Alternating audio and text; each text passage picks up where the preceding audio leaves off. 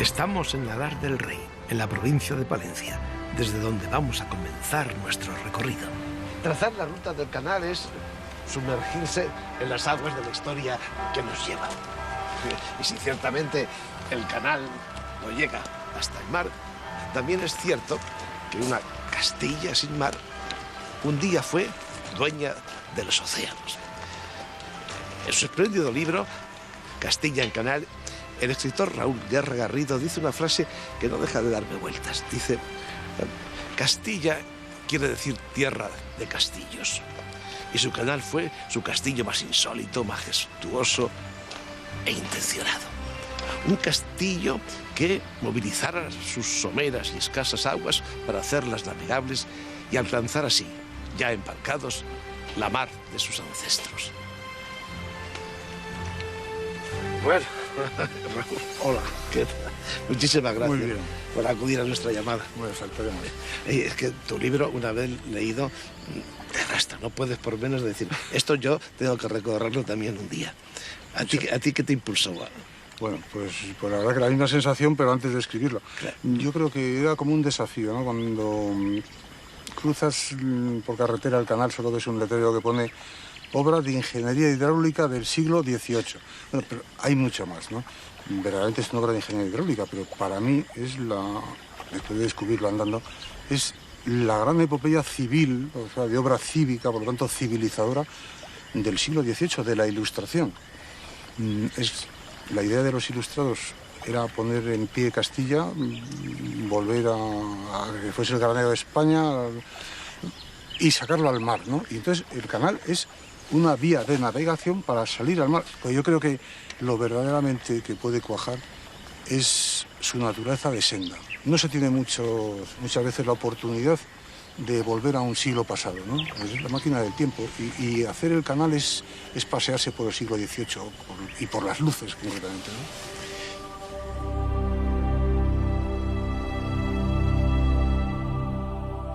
El 25 de septiembre de 1759, a base de pico y pala, se iniciaron las obras del ramal del norte aquí, en Alar del Rey.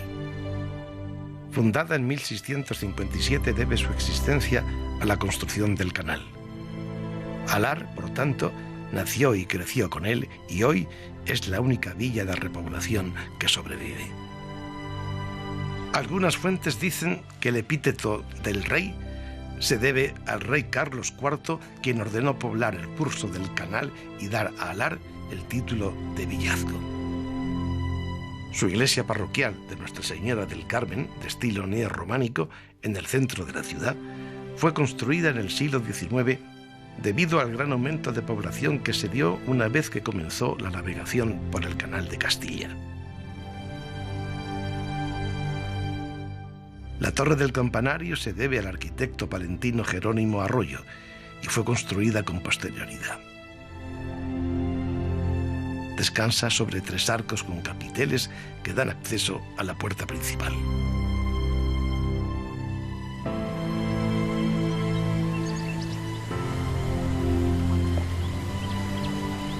Aquí, en el estrecho de Nogales del río Pisuerga, junto a un parque, la carretera y la vía del ferrocarril, comienzan la historia y la aventura del canal. En una de las orillas de este bellísimo paraje natural que forma el río Pisuerga a su paso por esta localidad, nace el Canal de Castilla. De aquí es de donde toma el agua. A unos 200 metros, en el que se conoce como Puente de la Coneja, se encuentra la primera retención y algo más abajo, la dársena. Ambos fueron y son uno de los enclaves más importantes del Canal de Castilla. Esta dársena fue probablemente la más concurrida durante el tiempo en que estuvo activo el canal, pues era el destino último de la mayoría de las barcazas que transportaban las mercancías producidas en las riberas de los 3 ramales. Aquí, anualmente, cada 15 de agosto tiene lugar una famosa competición, el descenso internacional del Pisuerga en piragua. Unos 200 palistas y alrededor de 170 embarcaciones recorren una vez al año los 17 kilómetros que separan el puente de Olleros del de Alar del Rey. El ramal del norte dispone de 24 esclusas a lo largo de los 75 kilómetros que separan Alar del Rey de Ribas de Campos. La primera está en el barrio de San Vicente, todavía en el término municipal de Alar del Rey. Es ovalada y de un solo salto. 1,5 kilómetros aguas abajo, la esclusa número 2 de este ramal del norte nos sitúa en San Quirce, un pequeño barrio de casas de barro y piedra con el encanto de las antiguas ventas de Castilla la Vieja. Desde esta ermita dedicada al Cristo, de románico tardío, situada en un cerro próximo al pueblo, el inmenso panorama nos ofrece una de las vistas más extensas del paisaje del canal. Visto a lo lejos, bañado por el sol, el canal ofrece un espejismo, una larga cinta plateada que fertiliza la vega. Ya en Herrera de Pisuerga encontramos un par de casas de turismo rural y una central eléctrica hace ya mucho tiempo en desuso, pero recientemente restaurada para que viajeros y turistas puedan descubrir cómo funcionaban estos viejos ingenios. Los romanos permanecieron largo tiempo en Herrera. La llamaron Pisoraca. En el exterior del aula arqueológica se representa una calzada con biliarios que, además de la distancia entre dos puntos, nos dicen qué emperador gobernaba en la época. Sucesivas excavaciones han revelado vestigios arqueológicos que dan testimonio del paso de la Legio IV Macedónica dentro del periodo de las guerras cántabras por esta ciudad palentina. El aula muestra réplicas de cerámica romana. También los juegos que abundaban en las tabernas, como tres en raya, pavas o dados. Su plaza mayor, típica castellana de soportales, conserva un buen número de edificios antiguos. La ciudad, cuyo conjunto urbano fue declarado de interés cultural en 1990, se conformó como burgo durante la Edad Media. De las antiguas puertas de la muralla de la villa solo se conserva esta, la Puerta Nueva. Esta puerta es una construcción extraordinaria de mediados del siglo XVI y ahora, restaurada, podemos contemplarla en todo su esplendor. En su muro exhibe el escudo de la familia Fernández de Velasco, adornado con la Orden del Toisón de Oro, de la que, por cierto, también fue miembro el Marqués de la Ensenada, primer ideólogo e impulsor del canal. En el siglo XV y durante varias fases se construye la parroquia de Santa Ana y en el XVIII la ermita de la Piedad. De origen medieval, pero la fábrica que contemplamos es del XVIII. Y entre 1900 y 1902, el artista palentino, Mariano Lantada, decoró los muros de la ermita con pinturas que recrean los dolores de la Virgen. El resultado, cuando uno lo ve por primera vez y traspasa esa puerta, es de asombro, es bellísimo. Hay una calidad cromática en toda la ermita que nos deja realmente sorprendidos. Muy cerca de Herrera se encuentra la Presa del Rey, punto en el que se cruzan el río Pisuerga y el canal.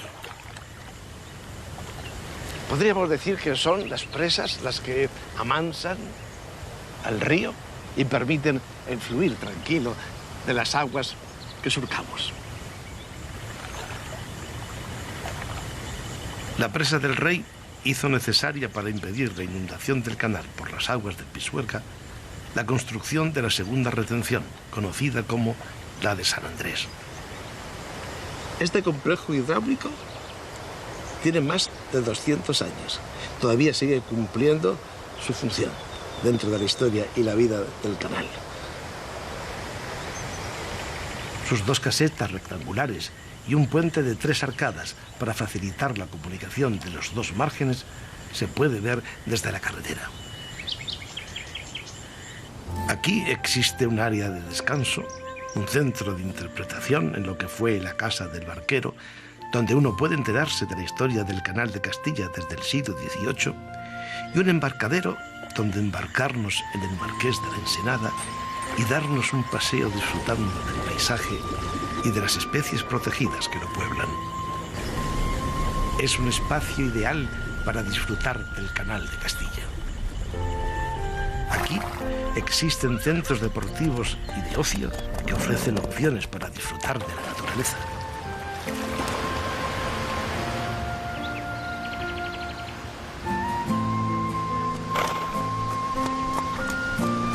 Aunque no entraba dentro de los planes de uso del Canal de Castilla, el aprovechamiento industrial se convirtió en uno de los más importantes y rentables. Aquí, en la esclusa número 7, aprovechando la fuerza motriz del agua, se estableció una fábrica de cueros, el Batán del Rey, de la que todavía vemos lienzos de sus muros en pie.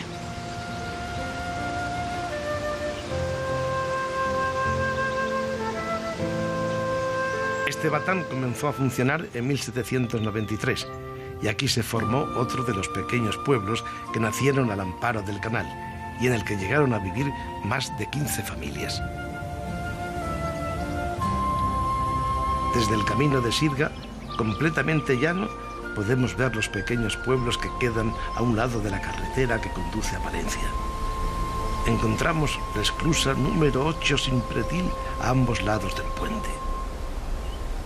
La distancia entre esclusas en este tramo del canal es pequeña.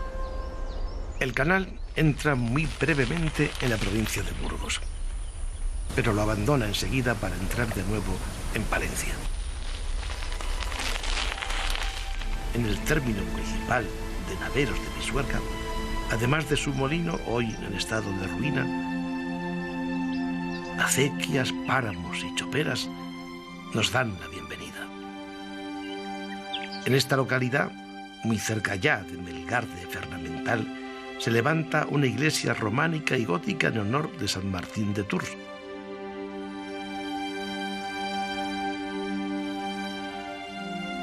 Y este monumento pretende rendir un pequeño pero orgulloso homenaje a la vida de la mujer rural. La pieza de Román García se erigió en el año 2006. Naveros es frecuentada por caminantes que hacen la ruta del canal a pie. Aquí el ocio se comparte con el silencio, con la quietud de las aguas mansas y con el deporte de la pesca.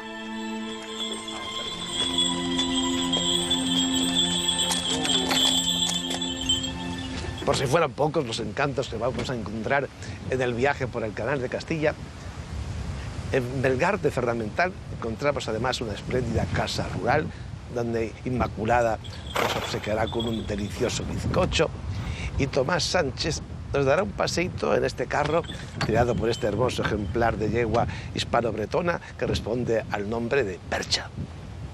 ¿Qué les parece?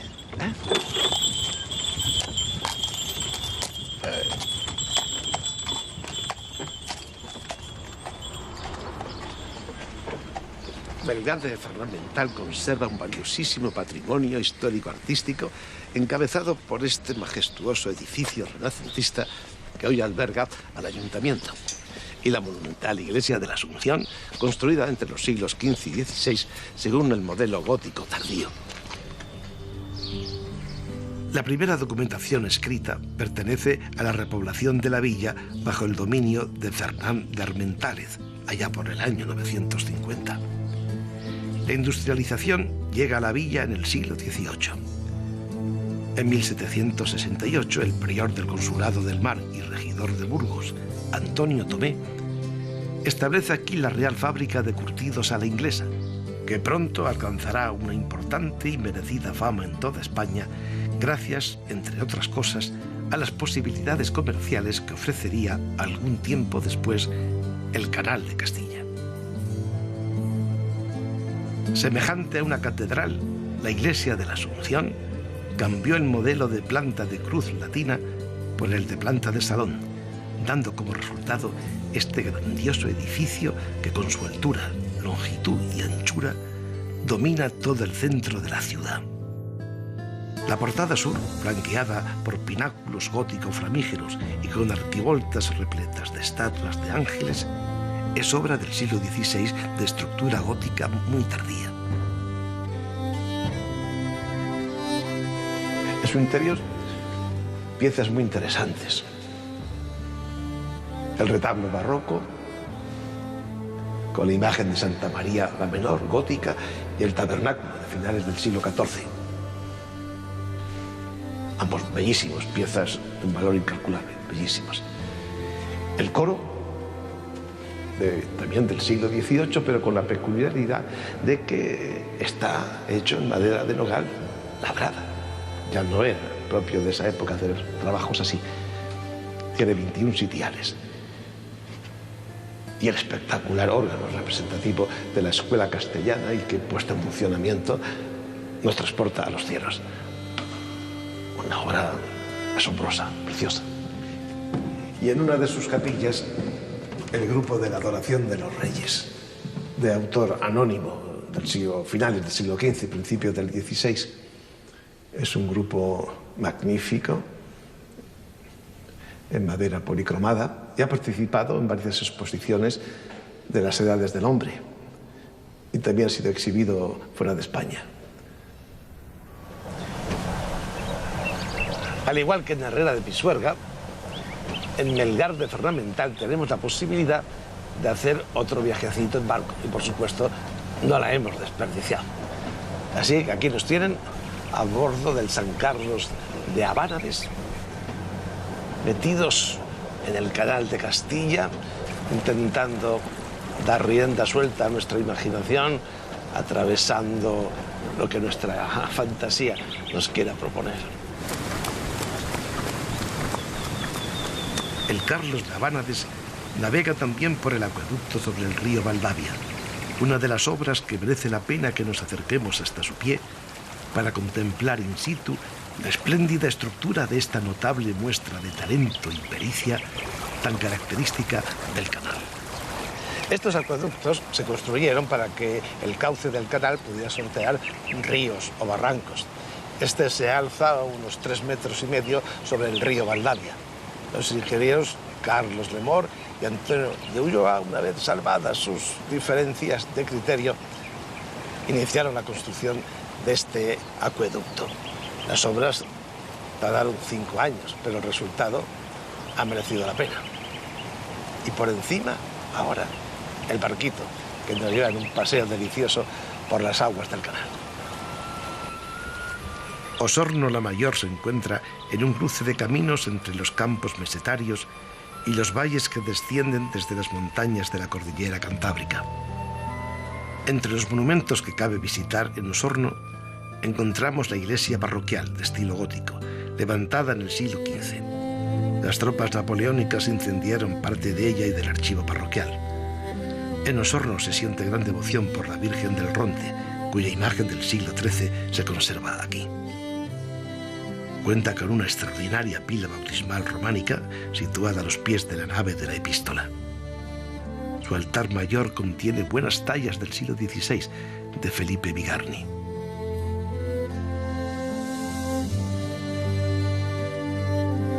La Casa del Hierro, el edificio más suntuoso de la villa que data del siglo XVII, reconvertido en ayuntamiento del municipio. Todavía conserva un precioso patio porticado y en el chaflán el escudo con los blasones del antiguo linaje que tuvo aquí su morada. Al lado de la obra más importante hidráulica del siglo XVIII, el Canal de Castilla, Castilla va a hacer una obra digna del siglo XXI, una planta de generación eléctrica con biomasa. Marcos, y en estas tierras de Osorno, ahora con este sol de la tarde, ¿se van a estropear por la fábrica que vais a montar aquí? No, en absoluto. La planta lo que cuida mucho es, por un lado, el impacto visual Y luego, sobre todo, es una planta que desde un punto de vista medioambiental pues tiene efectos muy positivos en el entorno. Y el canal, el agua del canal, tiene su relación con la instalación de la planta aquí también. El agua del canal interviene y además uno de los efectos positivos que tiene la tecnología es que es un circuito cerrado de agua y por lo tanto el consumo de agua es mínimo. Luego el impacto para el canal de Castilla es muy reducido, ¿no? Y biomasa, ¿qué se utiliza aquí para la biomasa? La biomasa que utilizamos es la biomasa que no se utiliza para otras cosas, como la ganadería, por ejemplo. Principalmente el suministro o la biomasa que se va a utilizar va a ser la paja de cereal. ¿Y los residuos, tengo entendido, que se pueden utilizar como fertilizantes? Eso es, la paja entra, se quema, calienta el agua y una vez que se ha quemado, la ceniza va a un depósito y el depósito de ceniza se utiliza como fertilizantes. Enhorabuena por vuestro proyecto, que todo vaya muy bien. Y 1 kilómetro más abajo, el puente de Cabañas ofrece a su derecha una fantástica vista, casi podría uno decir que estratégica. Pues desde aquí dominamos de un solo vistazo la localidad de Cabañas de Castilla, con su torre señorial que vigila la llanura. En la misma dirección, un poco más lejos, encontramos también Santillana de Campos, feudo en tiempos del Marqués de las Serranías. En el camino que une el puente de Cabañas y el de Requena de Campos, vamos a encontrar varios acueductos y una serie de almenaras. Estas pequeñas casetas guardan los mecanismos de cierre o apertura que permiten la salida del agua a las acequias de riego. Entre Requena de Campos y Boadilla del Camino, antes de llegar a la esclusa número 16, nos encontramos con la charca de Valdemorco, una laguna en la que podemos observar diversos tipos de aves. Como la mayor parte de los humedales anexos al Canal de Castilla, se creó al encontrarse un arroyo antiguo, un talud que ejerce de barrera y que hace que se acumulen estas aguas que con las décadas de permanencia han generado un entorno de una naturalidad bastante importante para gran cantidad de aves acuáticas, tan emblemáticas como el aguilucho lagunero o la garza imperial.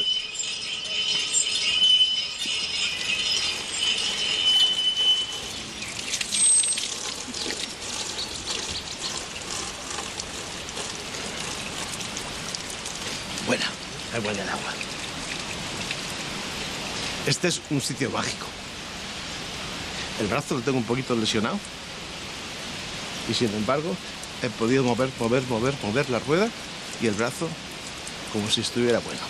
Fantástico, ¿no? Y es que efectivamente yo creo que es mágico. Se dan aquí una serie de fuerzas. Hay el Camino de Santiago, que pasa justo ahí, el Camino de Santiago. Y justo aquí un arroyo que es un hijillo del Canal de Castilla. Nace del agua del Canal de Castilla. Y al fondo, la iglesia, vigilante y protectora. Desde aquí, el Camino de Santiago y el Canal de Castilla comparten ruta hasta Fromista.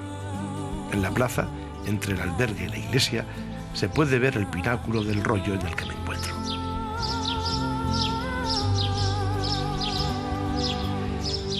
Este rollo, gótico francés, en piedra labrada, a la entrada de Boadilla del Camino, representa la libertad jurisdiccional de la villa por decreto del rey Enrique IV.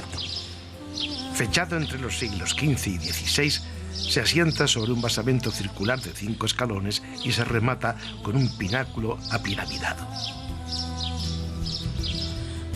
Señalaba, como otras columnas similares, los límites de territorio entre las diferentes villas y señoríos.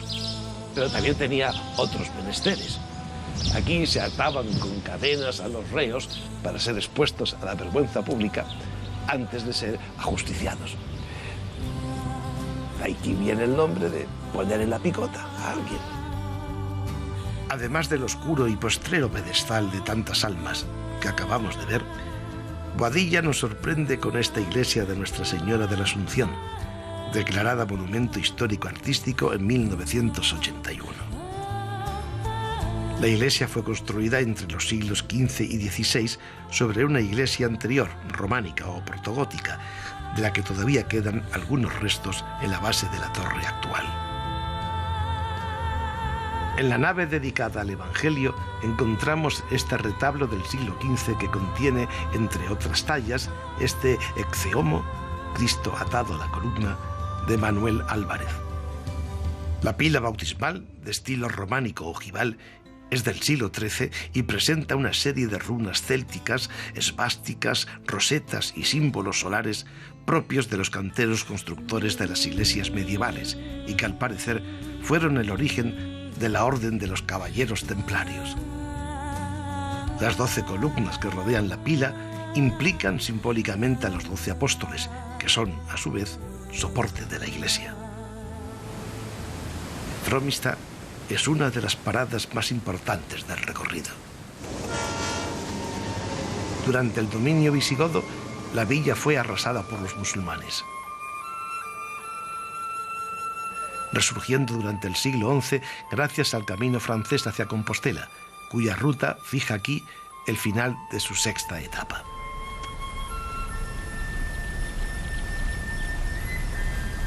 Estamos al borde de la espectacular esclusa cuádruple de Fromista. Sus 4 balsas ovaladas saltan un desnivel de casi 15 metros. Pero aparte de eso es que este lugar es muy especial. Aquí se produce un interesante cruce de caminos. El cruce de la razón y la fe, el camino de la fe, el camino de Santiago. Y que en España la fe y la razón se crucen y se encuentren sin ser a cristazo limpio, verdaderamente tiene mucho mérito. Y están simbolizados para mí en 2 cosas que, por lo menos histórico-artísticamente, tienen una fuerza increíble. Esas 4 esclusas sucesivas, que van de la 20 a la 17, son fastuosas y son la razón, la ilustración, lo que con el trabajo y el sentido común puede hacer que el hombre sea dueño de su historia. Y ahí a la nuestra derecha está la iglesia de San Martín, que es un alarde del románico, que es el alarde de las edades del hombre siendo el hombre Jesucristo, ¿no? Que es otra cosa. Puede datarse su construcción en el último tercio del siglo XI. Naturalmente ha tenido que sufrir algunos arreglos.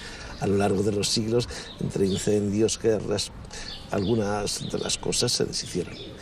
Pero ha sido reconstruida, a mi juicio, bien. Sé que hay una polémica grande con esta restauración, pero a mí me parece que bien. Y tal como está en su estado actual, nos permite, yo creo que, disfrutar de la belleza y la armonía del arte románico. Su construcción fue patrocinada por la reina Doña Mayor de Castilla, viuda de Sancho III de Navarra. San Martín es pequeña. Consta de 3 naves rematadas por ábsides semicirculares. Cuenta con medio centenar de grandes capiteles de temática vegetal, historiada y escenas bíblicas. La expulsión del paraíso, la fábula de la zorra y el cuervo o la adoración de los Reyes Magos son algunos de ellos. Y en el ábside central, una escultura de Santiago en madera policromada del siglo XVI. Y un Cristo de finales del siglo XIII, también de madera. Y es curioso que de muy tierra adentro de Fromista sea San Telmo, que es el patrón de la mar océano, ¿no? Esta es la estatua de Pedro González Telmo. San Telmo, santo patrón de navegantes, evangelizador de las costas gallegas, que con un candil del crucifijo hacía milagros ante la inminencia del naufragio. Entre navegantes se conoce como fuego de San Telmo un extraño fenómeno que se produce en las tormentas en forma de ráfaga de luz sobre los postes metálicos de las embarcaciones. Y en su memoria, la tierra que le vio nacer elabora unos deliciosos dulces, las rosquillas de San Telmo. Hay que llevárselas de recuerdo. Nunca he tenido afán de proselitismo, pero creo que para todos los españoles, como para los islamistas y musulmanes, el ir a la Meca una vez en la vida, yo creo que venir a Fromista por lo menos una vez en la vida, como lugar de meditación en este cruce es una idea, por lo menos una idea muy aconsejable. A lo largo de los siglos por aquí han pasado millones de peregrinos. Y en este lugar se han detenido para descansar un poco las piernas, disfrutar de la belleza de este paisaje y seguir el viaje. Desde este puente, el de Bezana, podemos ver la charca que lleva su nombre, tan solo a 2 kilómetros de Amusco, un pueblo de tierras pardas que fue en su día asentamiento judío. La enorme iglesia de San Pedro, que data del siglo XVI, es conocida en la comarca por el nombre de El Pajarón de Campos, debido precisamente a su monumentalidad. El templo conserva 2 fachadas con relieves esculpidos, una tardorrománica y otra protogótica, que convierten a esta fantástica iglesia en una suerte de bisagra entre 2 tiempos sucesivos. Hemos dejado atrás Amusco y nos situamos en el camino de Sirga del margen derecho del canal. Ante nosotros se abre la laguna de la Toja. Oigo un ruido como si el agua estuviera corriendo. Sí. ¿Qué pasa? Nos encontramos en una de las singularidades que te comento de estos humedales. Esta laguna tiene muchas de ellas. Vierte agua al Canal de Castilla. Es una de las pocas, de las poquísimas, solamente hay 2 o 3 que vierten agua, y en este caso, al tener aguas permanentes durante todo el año, es un tributario continuo de este Canal de Castilla. Ajá. Y aquí habrá mucha cantidad de peces y de aves. Sí, ahora la verdad que estamos en una época muy bonita del año, es plena primavera. Los peces están cebados completamente a los insectos, las aves palustres, las aves paseriformes, son las que muy buenas, nos están enriqueciendo la mañana con sus bellos trinos. Porque luego, Tato, ¿qué cantidad de aves acuáticas hay? Pues nos podemos encontrar un montón de ellas, dependiendo de que sean migratorias, de que sean estivales, sedentarias o simplemente en paso, pues podemos encontrar cerca de 80 o 100 especies de aves, ligadas a zonas acuáticas o a zonas húmedas, o no tan ligadas, pero de entornos próximos como los agrícolas o los forestales.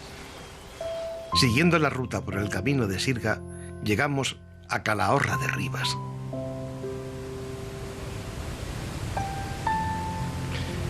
Este monumento fue erigido en 1791 como testigo del enlace entre el ramal del norte y el ramal de Campos.